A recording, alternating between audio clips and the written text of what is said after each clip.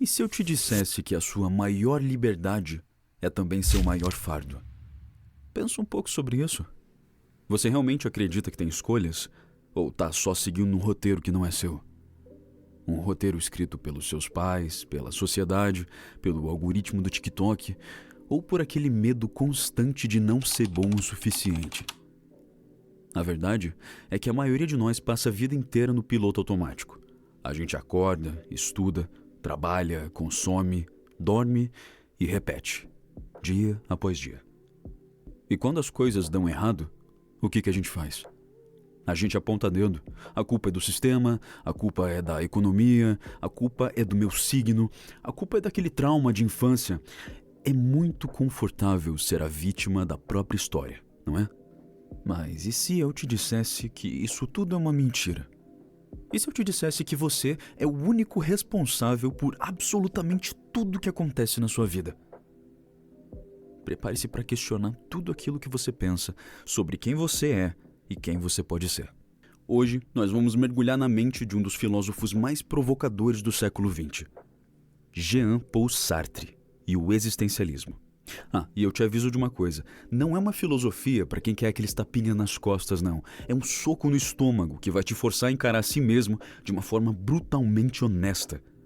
E se você tiver coragem de ficar até o final, eu prometo para você que a forma que você enxerga as suas escolhas nunca mais vai ser a mesma. A gente vai desmistificar o existencialismo e ver como é que ele se aplica diretamente à sua vida. Então presta atenção que primeiro eu vou te explicar o básico do existencialismo. A existência antes da essência. Bom, para entender Sartre, a gente precisa começar pelo conceito mais famoso dele.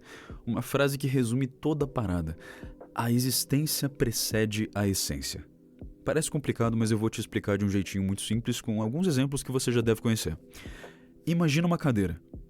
Antes da cadeira existir, no mundo físico, ela saiu da cabeça de alguém. Um dia um marceneiro deve ter pensado, eu vou criar um objeto com 4 pernas e um encosto para as pessoas sentarem. Ou seja, a essência da cadeira e o seu propósito, a sua definição, a sua função, veio antes da sua existência. Ela foi criada para um fim específico. E o mesmo vale para um celular, um carro, um aplicativo, enfim. Tudo isso tem uma essência pré-definida. Elas são o que são porque foram pensados para ser aquilo. Mas, segundo Sartre, como o ser humano é uma coisa totalmente diferente, a gente não foi projetado por um marceneiro cósmico, com propósitos específicos. Não. Para o existencialismo, não existe um Deus que desenhou seu destino. Não, existe uma natureza humana fixa, dita como você deve agir ou como você deve fazer as coisas. A gente simplesmente aparece no mundo.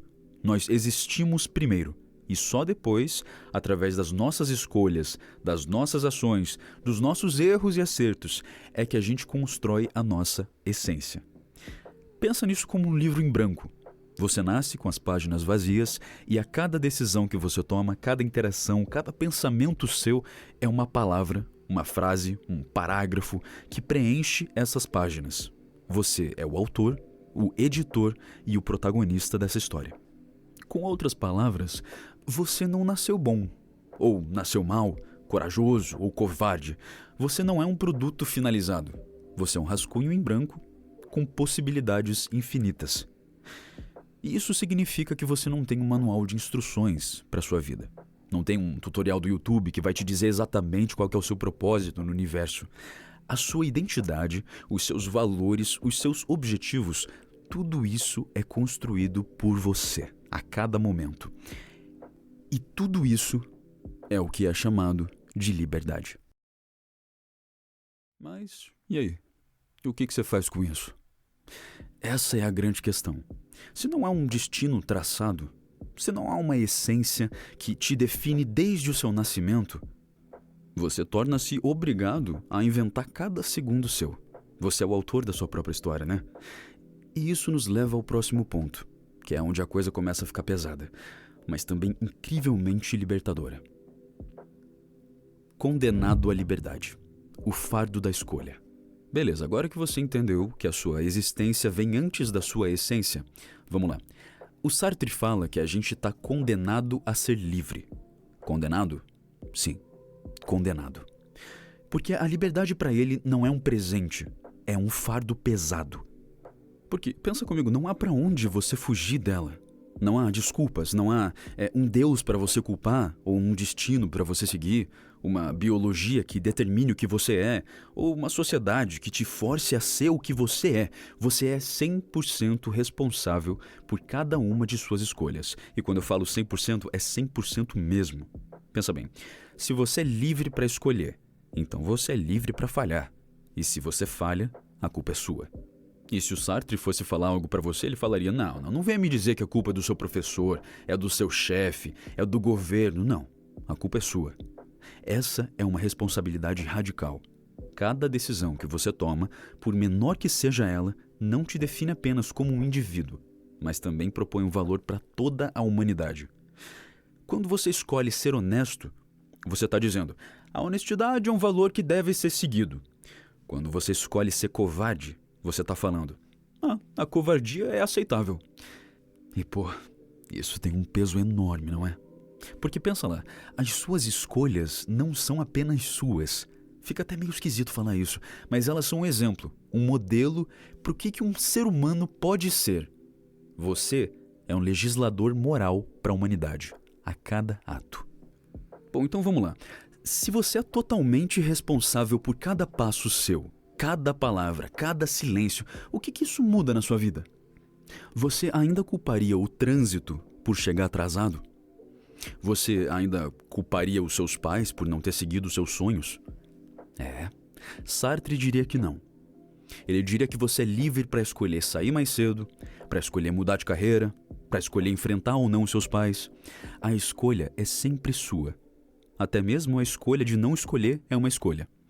Bom, é a escolha de delegar a sua liberdade, mas ainda assim é uma escolha sua. E para ilustrar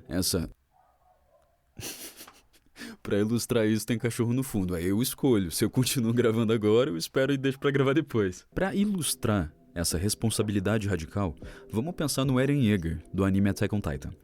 A jornada do Eren é uma busca obsessiva pela liberdade. Mas ele descobre que essa liberdade vem com um preço altíssimo. Ele faz escolhas que afetam o destino de um mundo inteiro, e o peso dessas decisões é esmagador. Ele não pode culpar ninguém além de si mesmo pelas consequências, por mais terríveis que elas sejam. Ele é a personificação da responsabilidade radical. Mesmo que as suas ações sejam moralmente questionáveis, ele escolhe um caminho, e esse caminho define não só ele, mas o futuro de todos. A cada passo, a cada ato, Eren está criando o mundo e a si mesmo, sem um manual, sem um guia moral absoluto, apenas com o peso das suas próprias decisões. O que faz ele um exemplo máximo de alguém que abraça a liberdade, mesmo que isso leve a atos extremos e a uma angústia profunda. A angústia existencial, o vazio da possibilidade. É exatamente essa liberdade esmagadora e essa responsabilidade radical que nos levam a um sentimento que Sartre chamou de angústia existencial. O que não é a angústia padrão que você conhece, como se fosse a ansiedade antes de uma prova, ou aquele nervosismo antes de um encontro. Não, é um sentimento mais profundo. É um frio na barriga que surge quando a gente percebe a vastidão da nossa liberdade e a ausência de guias externos absolutos. É o medo diante do abismo de possibilidades que se abrem a cada escolha. É a vertigem de saber que não há nada que nos segure, que somos nós que temos que criar o chão sob nossos pés. Imagina que você está numa ponte e que não há corrimão algum. Você pode ir para a direita, para a esquerda, pular, voltar. Não há ninguém te dizendo o que fazer. Essa vertigem, essa sensação de que tudo depende de você e que não há para onde correr, é a angústia existencial. É o reconhecimento de que somos os únicos criadores de sentido em um mundo que, por si só, não tem sentido pré-definido. É a consciência de que cada escolha é um salto no vazio, sem garantias e sem nenhum mapa. Essa angústia pode nos paralisar.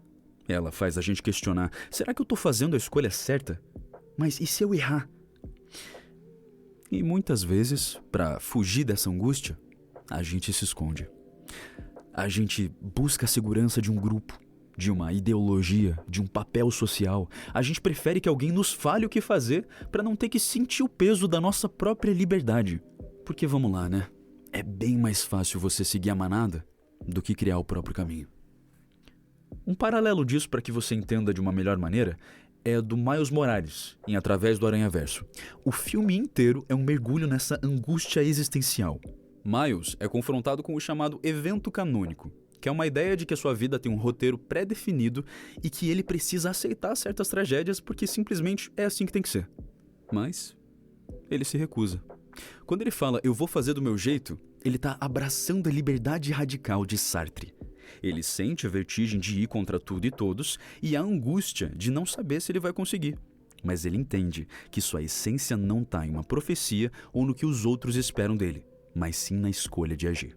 E o que ele está fazendo não é nada mais, nada menos do que assumir a responsabilidade de criar a própria vida. A má fé, a arte de mentir para si mesmo. Diante de toda essa liberdade e responsabilidade, o que a gente faz? A gente tenta fugir. E essa fuga, essa tentativa de negar a nossa liberdade e responsabilidade, o Sartre chamou de má fé. E má fé é a arte de mentir para si mesmo, de fingir que a gente não tem escolha, que a gente é vítima das circunstâncias ou que somos apenas um papel social pré-definido. É uma autoenganação, uma forma da gente se iludir para evitar o peso da nossa liberdade. O Sartre ilustra isso com o famoso exemplo do garçom. Imagina um garçom que se move com uma precisão quase robótica, com um sorriso fixo, servindo as mesas de maneira impecável. Ele não é só um garçom, ele interpreta o papel de um garçom. Ele se identifica tão profundamente em sua função que ele se esquece que ele é um ser humano livre que escolheu ser um garçom. Ele se esconde atrás da sua profissão, da sua função social, para que ele não tenha que encarar sua liberdade de ser qualquer outra coisa. Aí, ele age como se não tivesse escolha, como se ele realmente fosse apenas um garçom, e não um indivíduo que a cada momento pode simplesmente decidir largar a bandeja e fazer qualquer outra coisa. Ele se aliena da sua própria liberdade, transformando-se em um objeto ao invés de um sujeito que escolhe. Agora para um pouquinho para pensar numa coisa. Quantas vezes você se escondeu atrás de eu não tive escolha, eu sou assim, a culpa é do sistema, ou sei lá, meus pais me criaram desse jeito. Isso tudo é a má-fé em ação. É quando você se recusa a assumir a autoria de sua própria vida e projeta a responsabilidade em algo externo. É quando você diz, eu sou tímido, como se fosse uma sentença, ao invés de reconhecer que a timidez é um comportamento que você escolhe manifestar em certas situações e que você tem a liberdade de agir de forma diferente. A má-fé é a desculpa que a gente dá a nós mesmos para não ter que enfrentar a dura realidade de que somos livres para mudar, escolher e ser diferente. Um exemplo clássico disso que eu tô falando é o Walter White de Breaking Bad.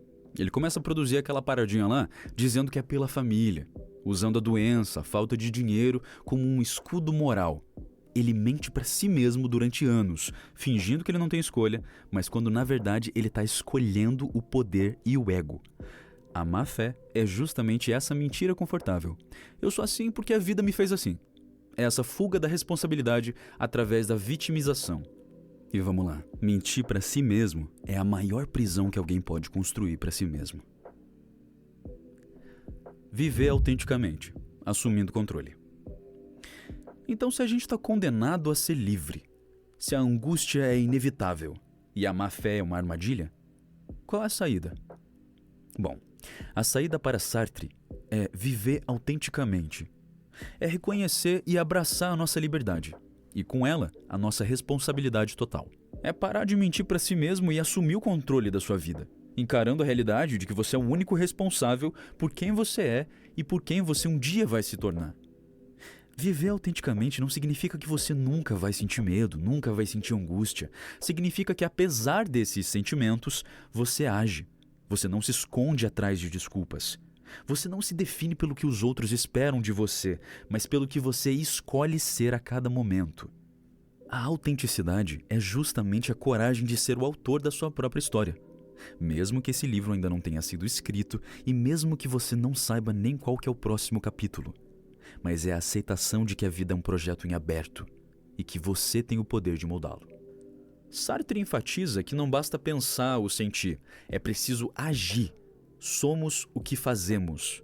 As nossas ações são a prova concreta das nossas escolhas. Então, se você quer ser um artista, mas você nunca pintou, nunca pinta, você não é um artista. Você é alguém que deseja ser um artista. A essência se constrói na ação, no engajamento com o mundo.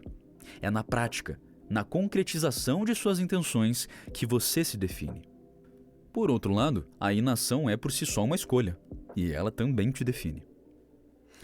Então, se você parasse de se fazer de vítima hoje, se aceitasse a sua liberdade total, o que é que você realmente faria com a sua vida? Qual história você começaria a escrever? Essa é a pergunta que o existencialismo te joga na cara. É um convite para a ação e para a criação de si mesmo. É um chamado para que você pare de esperar que a vida aconteça e comece a fazer a vida acontecer. E um exemplo que eu amo e conclui muito bem esse tópico é o próprio Thorfinn, de Vinland Saga. No início da história, o Thorfinn ele é consumido pela vingança, vivendo para um único propósito: matar e vingar seu pai. Essa vingança é a sua essência, imposta pelo ódio e pelo trauma. Ele é um guerreiro brutal, mas ele é vazio. No entanto, ao longo da sua jornada, ele é forçado a confrontar a futilidade de sua busca e reavaliar quem ele realmente quer ser. Ele escolhe um novo caminho, um caminho de paz e não violência, de construir uma terra sem guerras. E nesse momento, ele não se define mais pelo seu passado ou pelo ódio que ele sentiu, mas pelas suas novas escolhas e ações. Thorfinn então se torna a prova viva de que a existência precede a essência e que somos livres para nos reinventar mesmo diante de circunstâncias difíceis. Ele basicamente é a prova de que a mudança sempre é possível, desde que haja coragem de escolher e agir de forma diferente. Conclusão: o chamado à ação. Então, o que é que aprendemos com o Sartre e o existencialismo? Aprendemos que somos livres, absurdamente livres, que somos os únicos responsáveis por quem nos tornamos, que a angústia é o preço da nossa liberdade, mas também um lembrete constante que temos o poder de escolher. Aprendemos também que a má-fé é a nossa maior inimiga, a mentira que contamos a nós mesmos para fugir do peso da nossa própria existência. E não entenda errado, a filosofia do Sartre não é para a gente ficar deprimido, mas despertar um poder que você tem. A liberdade é um fardo pesado, sim. É um peso que muitos preferem não carregar, mas é também a sua maior oportunidade. É a tela em branco, onde você pode pintar a sua obra-prima. É a chance de você poder criar um significado em um mundo que, por si só, não tem um sentido pré-definido. Você não é um produto. Você é um projeto em constante construção. E a beleza disso tudo é que você tem o poder de decidir qual será a próxima linha, qual será o próximo capítulo, qual será a grande virada. Então a pergunta final que eu deixo aqui é: qual será a sua obra-prima? A sua essência está sendo escrita agora, a cada escolha, a cada ação. Você vai continuar se fazendo de vítima até quando? Ou você vai assumir a autoria da sua própria vida? Você vai culpar o mundo? Ou você vai criar o seu próprio mundo? Tá aí uma coisa que vale a pena ser debatida. Então, se você quiser, deixa aqui embaixo o seu comentário, o que mais te marcou durante o vídeo, que personagem que te faz pensar sobre liberdade, responsabilidade, qual exatamente é a sua opinião sobre tudo. E lembre-se, use a liberdade com sabedoria. Bom, até a próxima.